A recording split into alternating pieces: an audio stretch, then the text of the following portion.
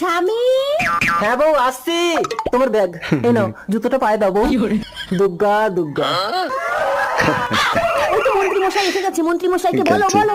মন্ত্রী মশাই, আমার বউ কাল থেকে কাজে গিয়ে বাড়ি ফেরেনি, কোন শালা নিয়ে পালিয়েছে। আচ্ছা ঠিক আছে, যে তোমার বউকে নিয়ে পালিয়েছে তাকে ধরে তার যন্ত্র কেটে নেওয়া হবে।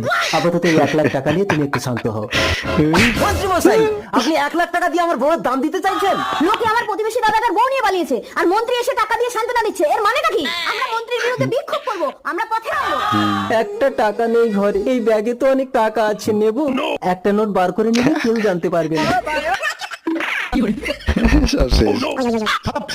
মন্ত্রী মশাই, আপনি কি বউ চোর ধরলেন? আর মন্ত্রী মশাই, এ শালা লোকের বউকে নিয়ে সংসার করছে আর জনগণ আমার চেয়ার কেড়ে নিয়েছে। টাকাগুলো আমি খরচা করে ফেলেছি। স্যার, আপনার 1 লাখ টাকাটা যদি আমি দেই তাহলে ওর বউকে তুই নিয়ে যা। তাহলে আমি এতদিন জনগণের সঙ্গে বিদ্রোহ করে কি পেলাম? এই তো বাচ্চা,